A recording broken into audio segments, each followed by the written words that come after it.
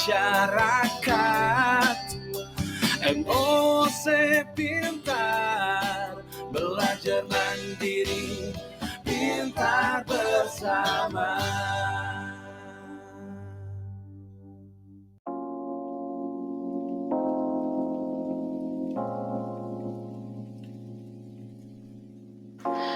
Halo Sobat Pelatihan semua, kita lanjut kepada materi berikutnya, yaitu berupa penyusunan RHK di dalam aplikasi e-kinerja.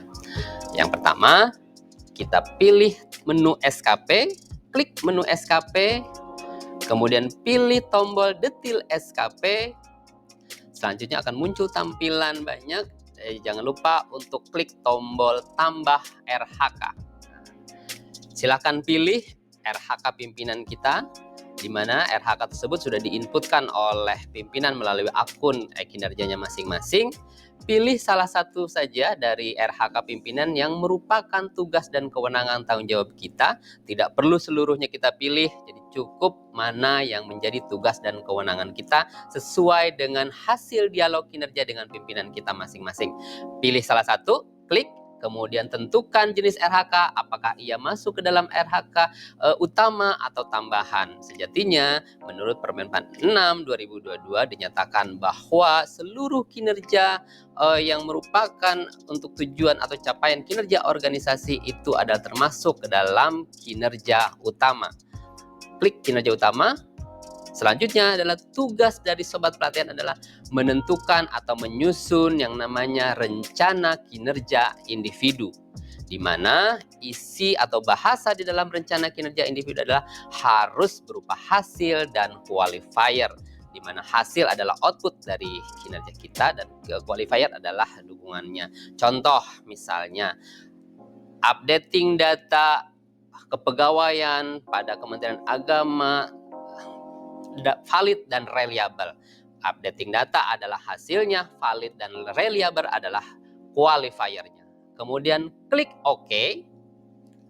Selanjutnya, tugas daripada Sobat Pelatihan adalah menambah yang namanya aspek daripada SKP. Di mana Kementerian Agama sudah sepakat aspek kita memilih 2 aspek saja dari 4 aspek yang tersedia sesuai dengan Permenpan 6. Aspek apakah saja? Yaitu aspek kuantitas dan aspek waktu. Selanjutnya, Sobat Pelatihan bisa mengklik indikator kinerja individu. Tinggal tambah saja, kemudian pilih aspek kuantitas, di mana untuk kinerja individu ini harus sesuatu yang bisa dihitung.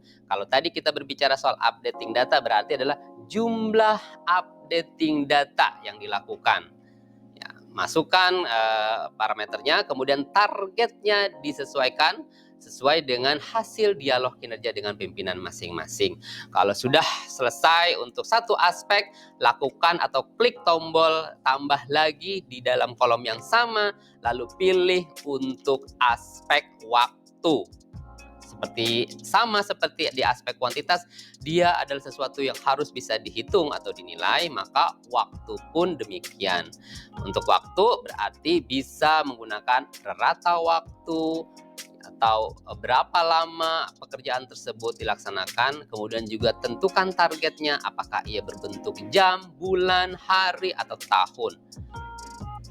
Nah, selesai. Berarti sudah satu rencana kinerja yang sudah kita selesaikan.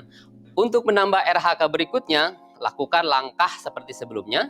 Kita klik tambah RHK, pilih kembali RHK pimpinan, tentukan jenis RHK apakah dia utama atau tambahan. Selanjutnya adalah menyusun rencana hasil kerja yang berupa hasil dan qualifier. Selanjutnya klik OK. Berikutnya adalah menyusun aspek atau indikator kinerja individu. Jangan lupa tetap harus 2 aspek, yaitu kuantitas dan aspek waktu. Lakukan atau input sebanyak RHK yang kita punya. Apakah dia 6, 7, 10, 12, dan seterusnya. Sekali lagi, sesuai dengan hasil dialog kinerja dengan pimpinan masing-masing. Karena antara satu dan pegawai yang lain bisa saja banyaknya RHK tidak sama. Selanjutnya, ketika sudah selesai menyusun seluruh RHK yang kita miliki, jangan lupa tarik kursor ke bawah. Ada yang namanya lampiran SKP. Di mana di lampiran SKP ini terdiri dari 3 unsur. Yang pertama, dia adalah dukungan sumber daya. Jangan lupa ditulis diisi, klik tombol edit ya. Masukkan dukungan sumber daya apa saja yang kita butuhkan untuk menyelesaikan pekerjaan kita. Bisa saja dia berupa dukungan sumber daya peralatan, sumber daya manusia, dan seterusnya dan seterusnya.